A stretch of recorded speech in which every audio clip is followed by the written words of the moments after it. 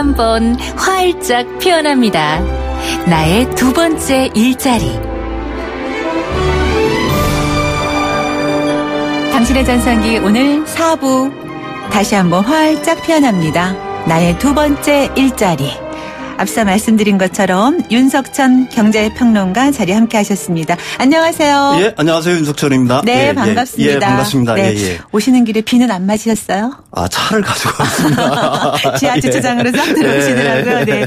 아, 곳곳에 비 피해가 또 있다고 해요. 집중호우도 소식도 맞습니다. 있고. 걱정입니다. 네, 비 피해 없기를 바라는 마음인데 가뜩이나 이렇게 힘들다. 아이고 장사 안 돼 하는데 비까지 오면 너무 힘들잖아요. 비 피해 있으면. 폭염 그렇죠. 때문에도 장사도 안 되고 또 비 소식 때문에 장사가 안 되고 이렇게 우울한 소식들이 이어진다. 자영업자들, 소상공인들 말씀들을 많이 하시는데 요즘처럼 이렇게 분위기가 심각한 때가 또 있었나 싶을 정도라고 이구동성으로 말씀하세요. 그래서 저희 프로그램도 이렇게 진행하다 보면 오늘뿐만이 아니라 평상시에도 이렇게 저희 뭐 퀴즈 나갈 때도 그렇고 이렇게 시간 되면은 그러니까 자영업하시는 분들 또 소상공인 분들이 힘들다는 문자 메시지 많이 보내주시거든요.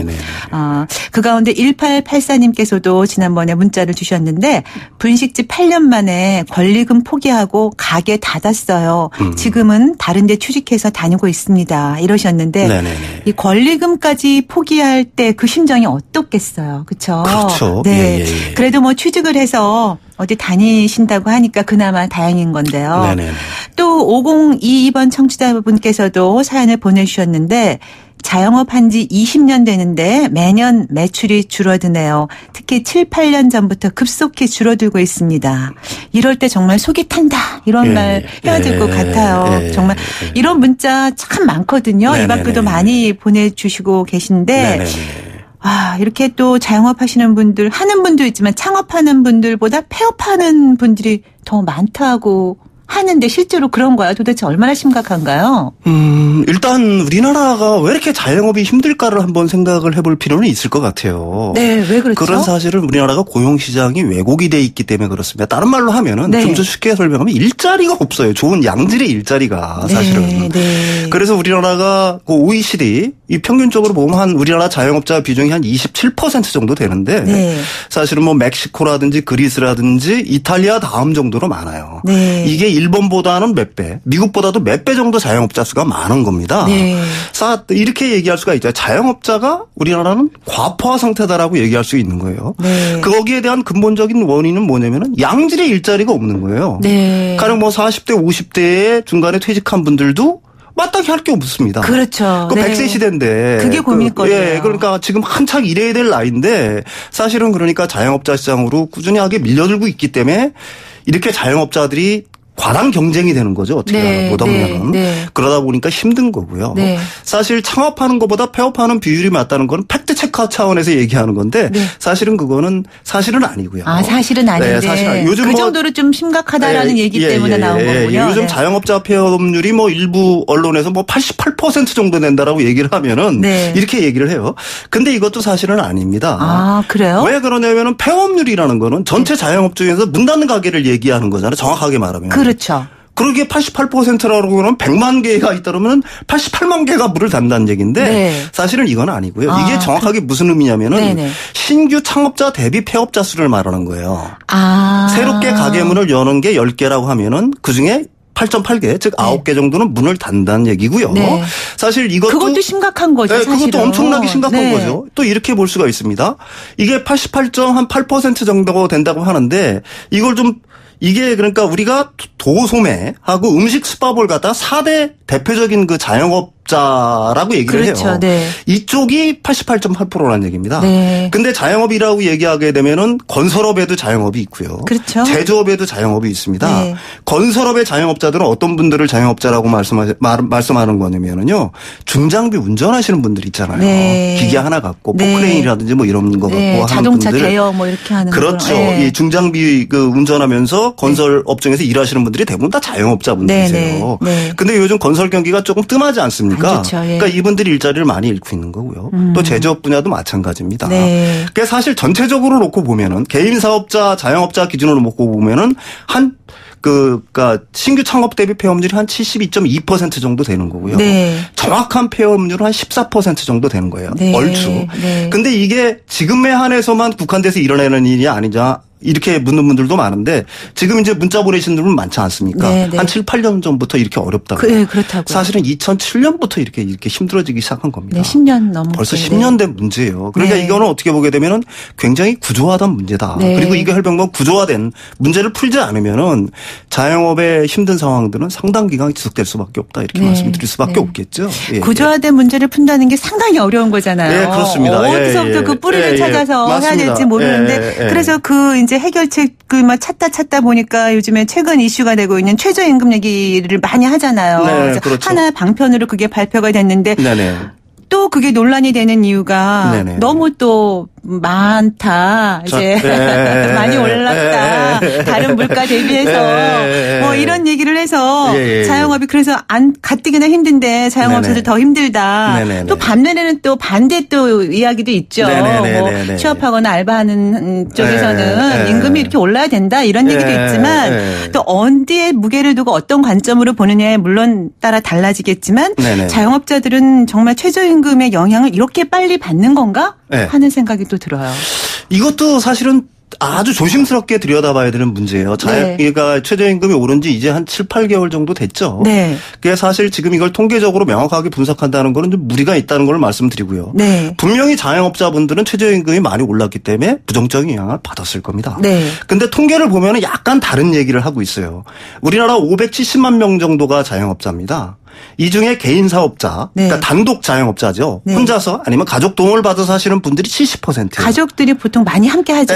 음식점 같은 경우. 그러니까 이 70% 같은 경우에는 사실은 최저임금의 영향에서 벗어나 있는 거죠. 왜 그러냐면은 뭐 종업원이 없으니까 최저임금 올려줘야 될 인건비를 올려줘야 될 대상이 없으니까. 그럼 나머지 30%가 종업원이 있는 자영업자 분들이신데 이 30%는 오히려 늘었어요. 자영업이. 그러니까 종업원을 둔 이 자영업자분들은 오히려 늘어나고 있는 거고요. 지금 폐업이 이루어지고 자영업이 이렇게 힘든 이유는 아주 영세한 단독으로 자영업을 운영하신 분들이 이렇게 줄어든 겁니다. 근데 폐업을 하지 않고 그냥 인건비를 줄이기 위해서 아까 가족들이 다 경영한다고 말씀하신 것처럼 그 뭐 알바생이나 뭐 직원 월급 대신에 내가 좀 더 하지. 뭐 이래서 폐업은 안 하고 유지하는 분들도 계시잖아요. 물론 그렇죠. 물론 그렇지만은 이게 이제 그 최저임금이 올랐으니까 당연히 임금을 줘야 되는 그 자영업자 분들 입장에서는 부정적인 영향이 없다고 말씀드릴 수는 없어요. 그렇지만 이제 우리가 자영업자 문제를 갖다가 아주 심각하게 들여다봐야 될 때는 이 통계를 완전히 분석을 해내야 되냐. 진짜 어려운 계층들이 어느 부분들인가. 그러니까 이렇게 얘기할 수 있는 자영업자들 분들 중에서도 경쟁력이 있는 부분들. 상대적으로 경쟁력이 있는 부분들은 상대적으로 괜찮은 거고요. 상대적으로 경쟁력이 없는 부분들. 이렇게 힘든 부분들. 아까도 말씀드렸지만 뭐 1인 단독 자영업자들이 지금 굉장히 힘든 거예요. 거기에는 이 건설업 부분의 자영업자들도 있고요. 제조업 부분의 자영업자들도 물론 있습니다. 특히 음식 숙박업을 갖다가 1인 단독 가구로 하시는 분들은 굉장히 어려운 거죠. 근데 이제 아까 계속적인 이야기지만 이제 인건비 줄이기 위해서 이제 직접 내가 일을 한다. 내가 더 많이 뛴다. 뭐 이런 이제 마음을 먹고 편의점이라든가 하시는 업주들이 많이 계시잖아요. 그래서 최저임금 차등 지급을 적용해 달라라는 요구가 좀 높아지고 있고 정부에서도 그래서 이런 관련해서 대책을 발표한다. 뭐 이런 얘기도 있었는데 이런 것들이 뭐 업종별, 지역별, 규모별 이렇게 차등 지급에 대한 뭐 최저임금 차등 지급에 대한 대책이 뭐 어떻게 진행되고 있는 건가요? 일단은 요번에는 그게 그 논의가 안 됐고요. 대신 요번에 이제 그 청와대에서 그 자영업 비서관을 새로 신설하지 않았습니까? 그 자영업 비서관께서 그 인태현 자영업 비서관이 한 얘기가 있어요. 차등 적용 이해 당사자 간에 충분한 논의가 거친 다음에는 이걸 갖다가 그러니까 고려도 해볼 수 있다는 식으로 말씀을 했거든요.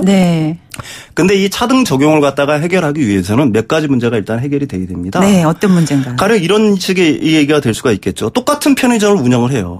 어디는 장사가 잘 되고 있어요. 어디는 장사가 상대적으로 안 돼요. 그러니까 그 지역별.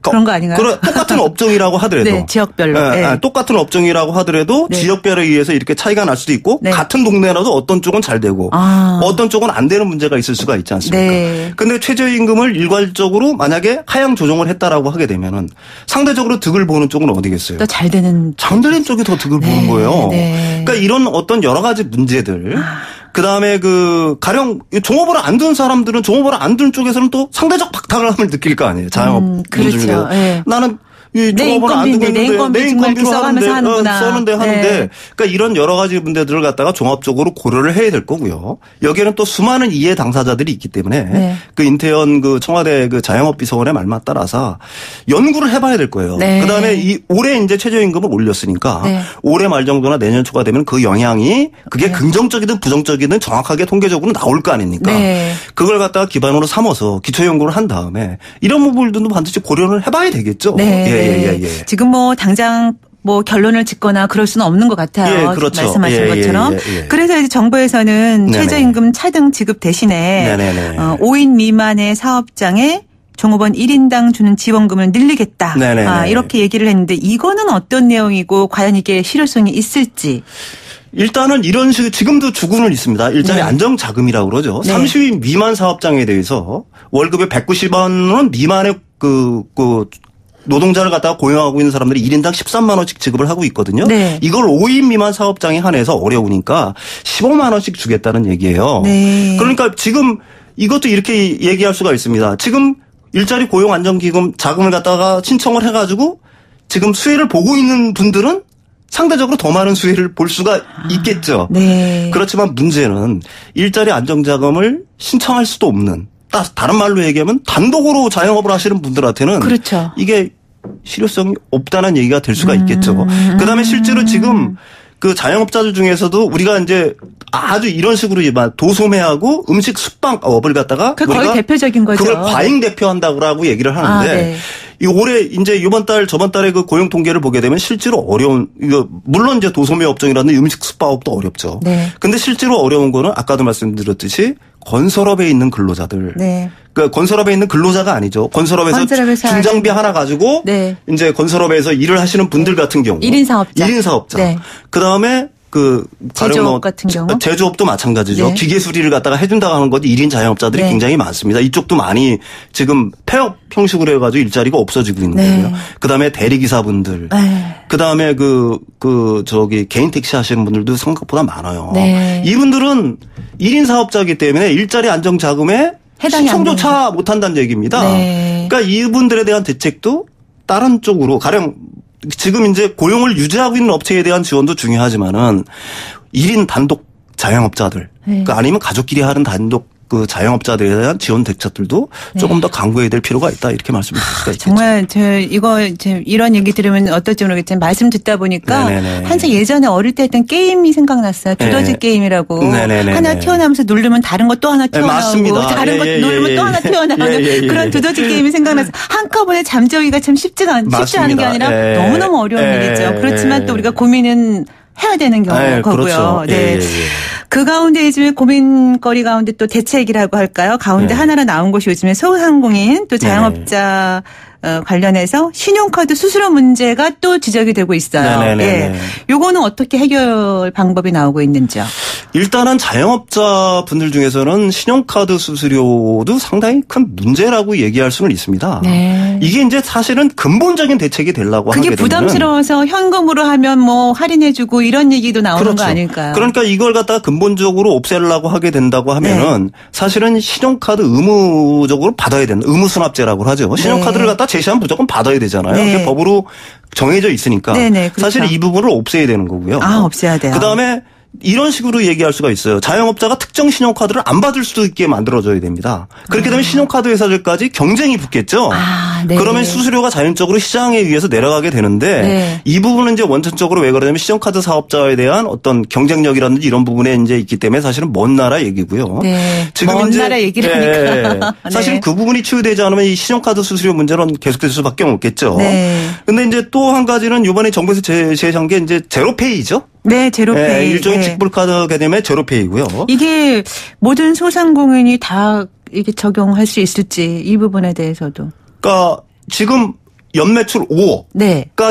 연매출 5억까지는 0%를 받겠다는 얘기입니다. 네. 그 연매출 5억에서 8억까지는 0.5%를 받겠다고 하는 거고요. 네. 그럼 요거는 소상공인 경우에는 자영업 하시는 분들에게는 좋을 수도 있지만 예를 들어 카드 관련된 또 그런 사업을 하시는 분들한테는 또 안 좋을 수 있는 거죠. 당연하죠.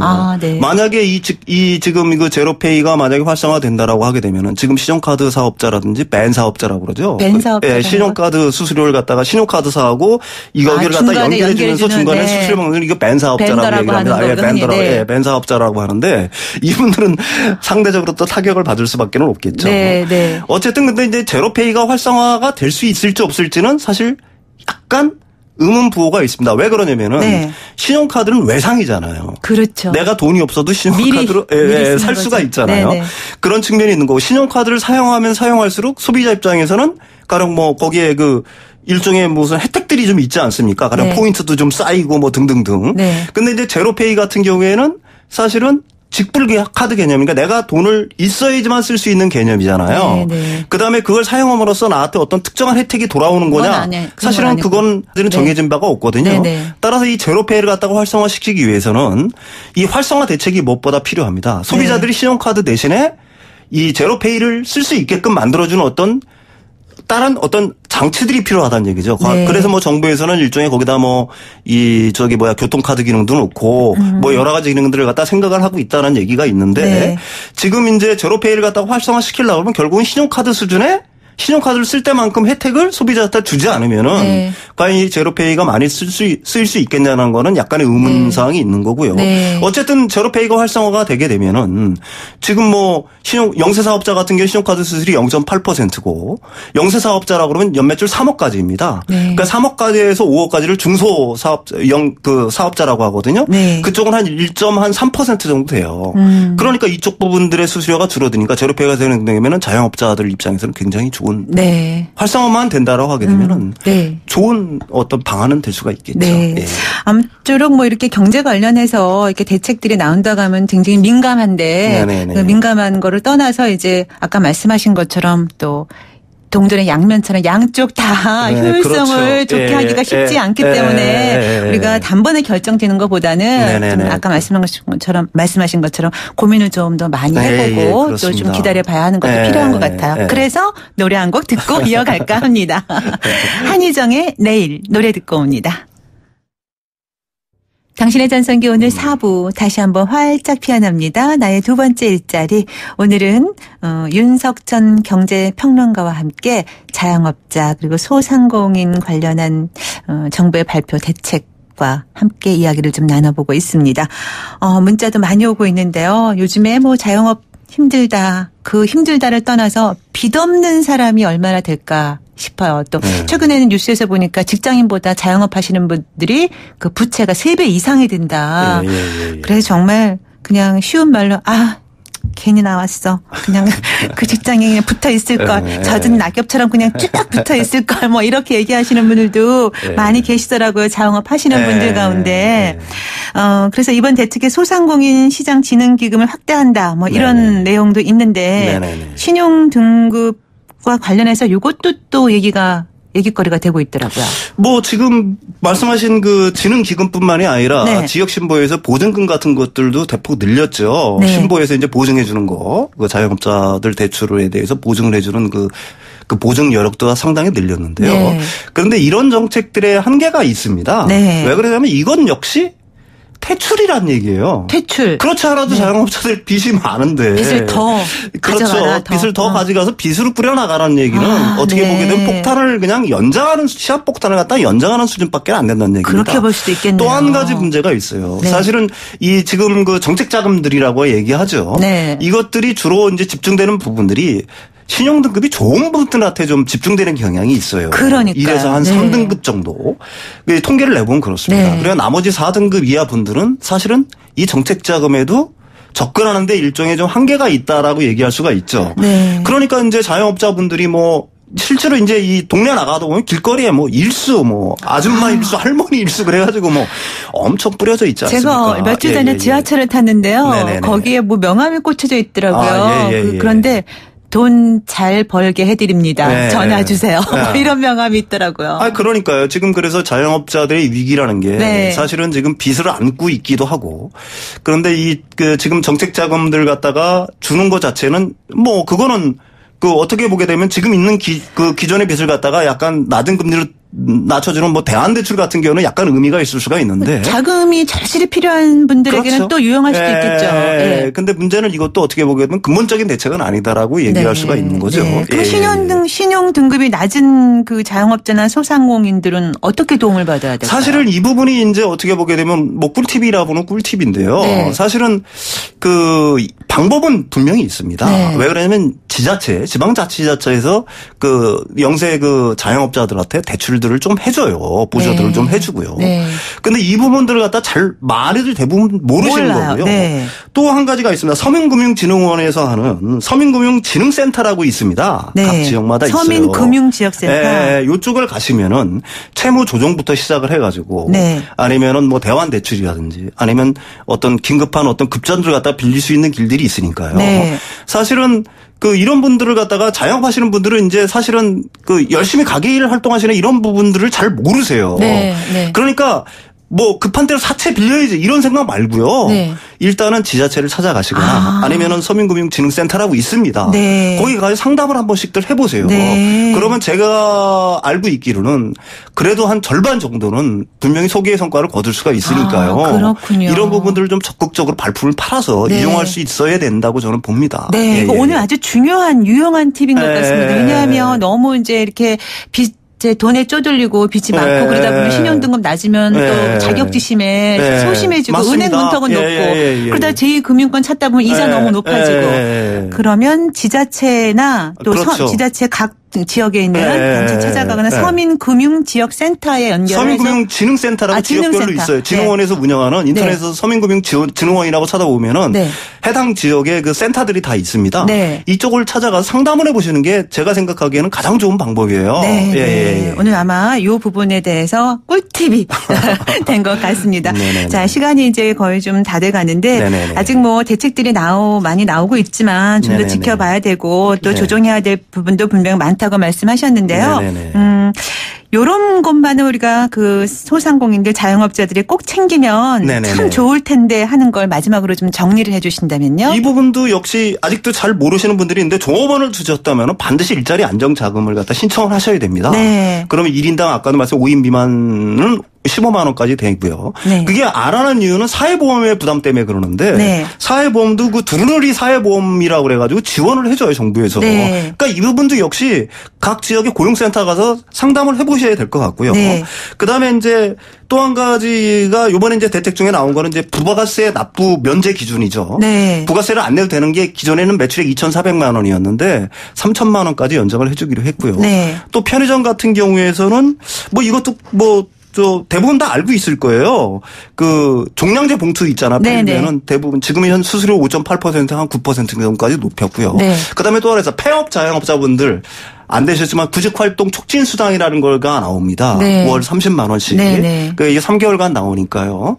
그다음에 기존에 자영업을 하셨다가 근로자로 재취업하시는 분들한테는 기존 자영업의 폐업 자금을 갖다가 지원해줘요. 200만 원 정도까지는. 이런 것들도 꼭 알아서 좀 챙기셔야 될 것 같아요. 일단 이제 오늘 말씀하신 것처럼 이런 정보들을 좀 꼼꼼히 챙겨보고 그 가운데 더 궁금한 점 있으시면 아까 말씀하신 서민금융진흥원 상담 전화번호 1397 국번 없이 1397로 전화하셔서 상담하시면 좋은 정보 얻으시고 또 좀 사업이 번창할 수 있는 또 빛이 열릴 것 같은 길이 열릴 것 같은 그런 느낌도 받으실 겁니다.